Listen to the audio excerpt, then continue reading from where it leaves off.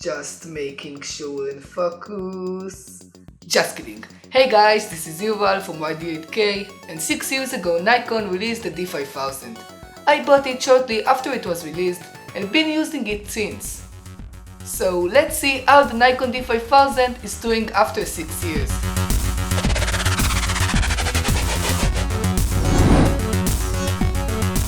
Let's start by speaking about the Nikon D5000. The Nikon D5000 was the camera that came after the Nikon D60 and it brought some new features.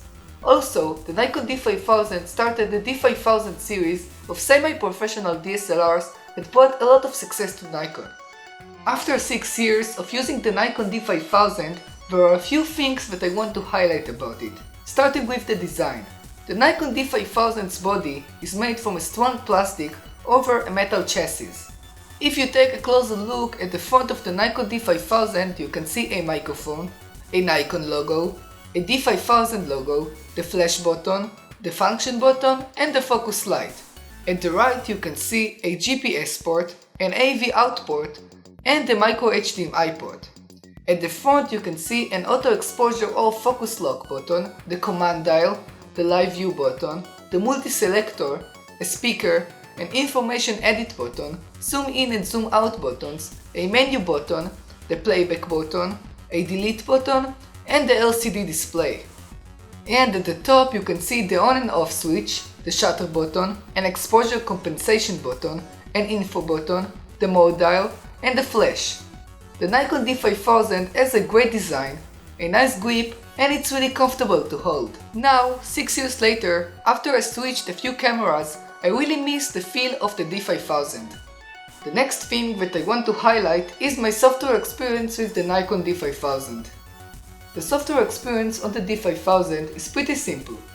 It has a clean interface, since in the D5000 most of the direct access buttons have been replaced by Nikon with an interactive display. Through it, the back dial and the multi-selector, you can adjust the shutter speed, the aperture, the image size, the quality, the white balance, the ISO sensitivity, and many other settings. The interactive display is really great for non-professional photographers, but I think that professional photographers will miss a top panel data readout like I missed it. But don't get me wrong, the Nikon D5000 has a very nice software experience and I really like it. The third thing that I want to talk about is the LCD on the Nikon D5000. The D5000 has a 2.7 inches LCD that swings down and twists. Now you can ask me, Yuval, it's an articulating LCD, so what? Almost every camera on the market today has an articulating LCD. But here comes the point. The D5000 is a 6 years old camera. 6 years ago there wasn't almost any camera that had an articulating LCD. The Nikon D5000 was one of the first cameras that had it. The display itself is okay. Photos and videos look good on it, and most times I had no problem seeing them. But sometimes when I was outside, it was a bit difficult to see the display in direct sunlight. And I had another little problem with the articulating LCD. Sometimes when I wanted to shoot a video of myself in front of the camera and the D5000 was on a tripod, because the display swings only down, I couldn't see it through the tripod. But overall, the D5000's display is okay and I had a great experience with it. The last and most important thing that I want to highlight about the Nikon D5000 is its photo and video quality. Let's start from the photo quality.